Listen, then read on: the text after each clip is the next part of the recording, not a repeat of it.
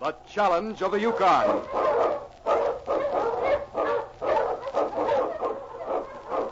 On King! On you, Husky!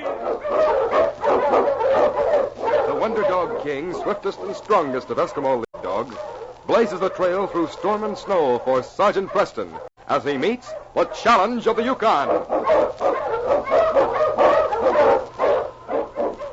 Sergeant Preston was typical of the small band of Northwest Mounted Police who preserved law and order in the new Northwest country, where the greed for wealth and power led to frequent violence and bloodshed.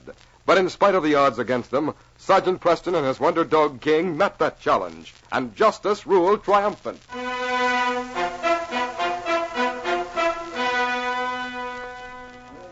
The general store in Eagle City was crowded as Sergeant Preston strolled in with his huge dog King at his side.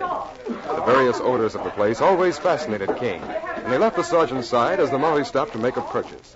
Suddenly, behind a huge stack of blankets, the dog came face to face with a small boy who was also investigating on his own. Oh, you scared me for a minute, dog. Gee, you're pretty near bigger than I am. Your head's as tall as mine. Children were usually afraid of King, and he was taught to avoid them. But this young man seemed to have no fear of the huge husky, and King felt strangely pleased as the little fellow's arms went around his shaggy neck. You're a wonderful dog. Look, I can just get my arms around your neck to hug you. Now I'll whisper something in your ear. My mom hates dogs. She won't even... Somebody take this terrible animal away from my child. Help somebody. Oh, my baby. Well, what's wrong, Mrs. Arnold? Take him away. Oh, my child, that big dog. Well, he ain't hurting him. What is it? Save my boy, that animal. She's afraid of King. King, here, fella, come here. Sorry, lady. Oh, Donald. Baby, are you hurt? Oh, Mom, you're just silly. That dog's my friend. Well, I'm sure King wouldn't hurt him, lady. King doesn't bite people, and he's never hurt a child. Don't try and tell me anything about those brutes. They're nothing but wolves. They just as soon slash your throat as look at you. Oh, no, really, ma'am. You, a Mountie. You certainly ought to know better than let a brute like that run free. Well, I'm sorry, ma'am, but you've got King all wrong. He's gentle. He's a wonderful dog, and I wish I had him for my Virion, and you won't even let me pet him. Now, come, Donald. We're leaving. And don't ever let me see you go near one of those vicious animals again. Goodbye, dog. Goodbye, King. Huh. Fine life that kid's going to have. His ma not even letting him pet a dog. Well, in a way, she's right. All dogs aren't like King. She just hasn't learned to tell the difference. Who is she? Why, that's Mrs. Arnold, old Judge Denby's daughter. She's visiting here from Montreal. Boy's his grandson. She ain't never been in this part of the country before. He seems like a nice youngster.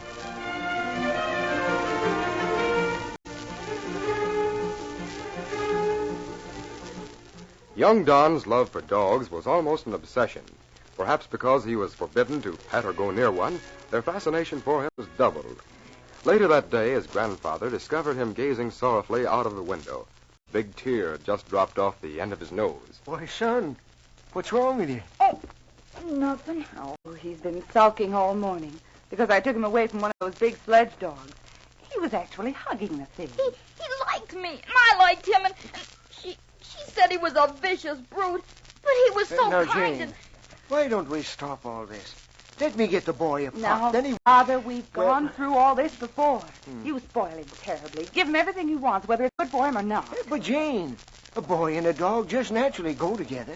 Like coffee and cream and ice cream and cake. I've heard all your arguments, Father. Now, let's not talk about it anymore. No use, Grandpa. Get your parker on, son. Come walk down to the courthouse with me. But, Father, you have to stay there all afternoon. Donald can't wait for you. I can walk back, can't I? Oh, please, Mom, let me go with him. Well, all right. But come right back and put on those fur-lined boots and warm mittens and stay Just a second, Grandpa. I'll be right with you. Hurry.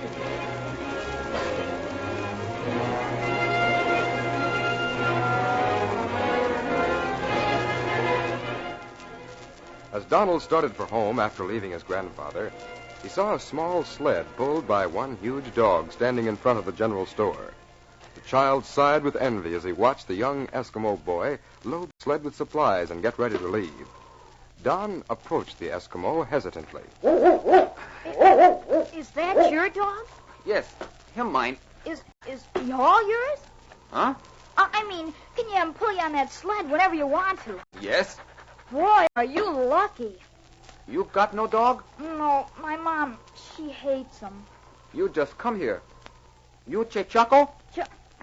I don't know. Say, would you give me a ride on that sled? Me live Eskimo village, 10-mile way. Must get home today. Oh. You never ride on dog sled? No, but I sure would like to. You want ride part way? Walk back? Oh, yes, I wouldn't mind walking back. All right. You sit back here. I ride you 2-3 miles. You walk back. Gee, thanks. This where you want me to sit? Pull fur around you. This is great. All ready? Sure am. March, Jane. March. To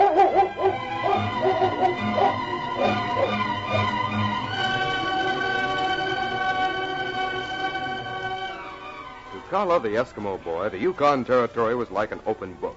The 10 or 15-mile trek was nothing, and he didn't realize the difference between himself and the young lad who was city-bred. They were about 5 miles from town when he stopped his dog. Watching. Whoa, watching. Maybe now you better go back, boy. Gee, it's been swell, Kala. Thanks. You sure are lucky to have a dog like this. Me come town again. Give you more ride. That'd be wonderful. I'm sure glad I saw you. Goodbye. You take trail back town. Sure. Goodbye.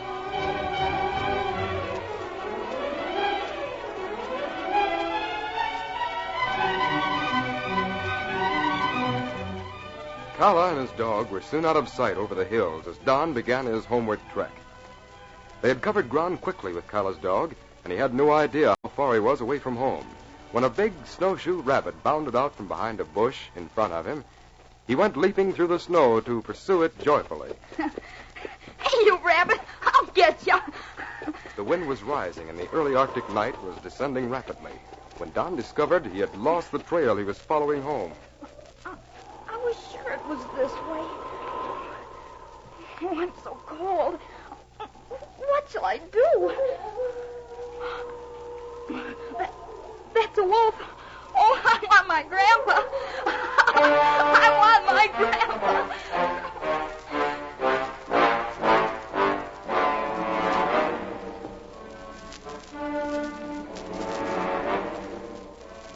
Judge Denby was very worried. He paced the floor waiting for Sergeant Preston, trying vainly to console his weeping daughter. When... There. That must be Sergeant Preston now. I'm all ready, Sergeant. Come in. Do you mind if I bring King in for a minute? Oh, no, of course not. Come in, King.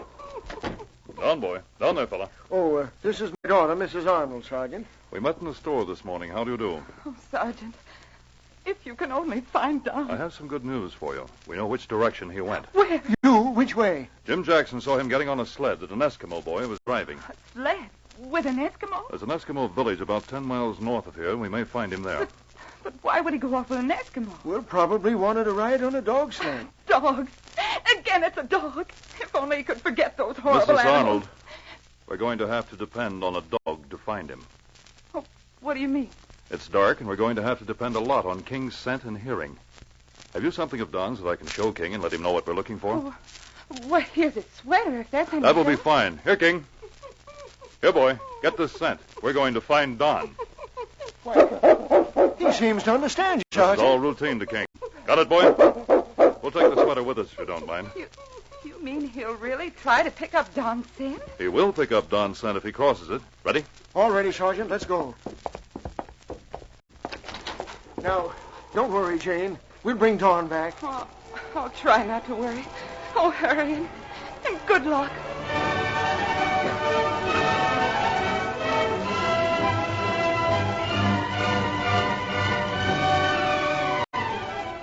The northern lights splashed their color on the sky, and their glow lighted the forest dimly. With the yelp of a wolf coming closer, the boy was terror-stricken. He ran in panic to a spruce tree, and in spite of his heavy clothing, he managed to climb into its low-hanging branches. If I can just pull myself up. Oh, man. It's so cold and... Suddenly, a gray shape glided out from the thicket and stopped beneath the tree. Donald drew up his feet in terror as he looked down at the huge gray animal beneath him. Oh, go away. Go away. The wolf's eyes gleamed hungrily, and Don wondered if he were out of reach of its terrible fangs. His hands were growing numb with cold. I can't hang on.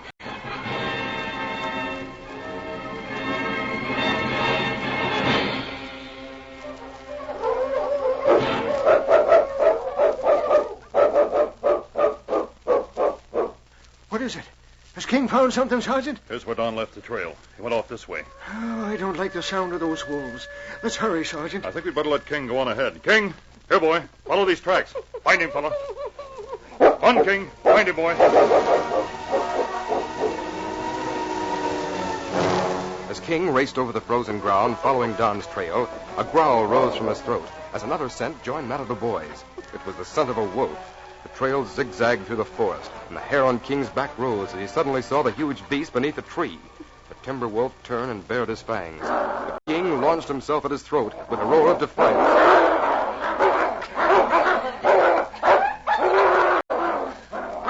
Don grew numb with terror. He swayed and then fell from the branch to the ground, almost under the fighting animal. He lay close to the tree, too terrified to move while the battle raged around him. Suddenly, the growling stopped. One of the animals lay quietly in the snow. The other came slowly toward Donald.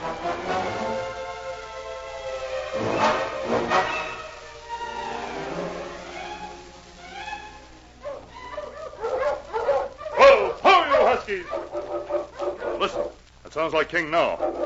It is King. We're coming, boy. Do you think he's found him, Sergeant? If I know King, he has. There he is, over near that tree. Here we are, boy. King, old fellow, you found him. Dawn, Wait a minute, I'll see. Yes, he's alive, Judge. Oh, Dawn, son.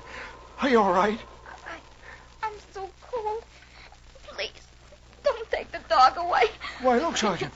He's full of blood. His face. He's been lying close to King. King's full of it, too. Oh, I'll carry you, Dawn. We'll put you on the sled. Look here, Judge. King had a fight before we got here. A wolf. One of the biggest I've ever seen. King saved me. Don't take him away. King will stay right beside you all night, Donald. Here, Judge, better let me carry him. It's quite a walk back to that sled. Come on, boy.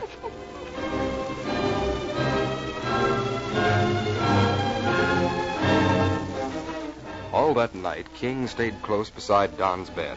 Twice the child awoke, gasping with terror, but grew quiet when he rested his hand on the great dog's head.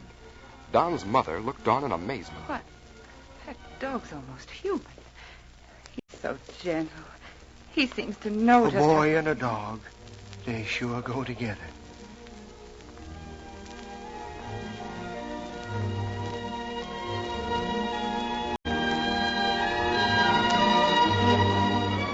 The next morning, Preston was greeted by King as he came into Donald's bedroom. Hello there, fella. How are you, Don? I'm fine, Sergeant. Oh, King was wonderful. He stayed beside the bed all night long. Are you going to take him away, Sergeant Preston? Well, I'll tell you, Don. King has his job to do. But I thought maybe we could make a trade. Here, look in this basket and see if you'll give up King for this. A puppy! Mother, look! Oh, grab it. Do you see him? Oh, boy. I'll bet he grows up to look just like King. Oh, he's wonderful. Mother, may I keep him? Oh, yes, son. I've changed my mind about dogs. I think they're wonderful, too. Oh, gee. Yes, King, old boy. Guess your work here is done. It looks as if this case is closed.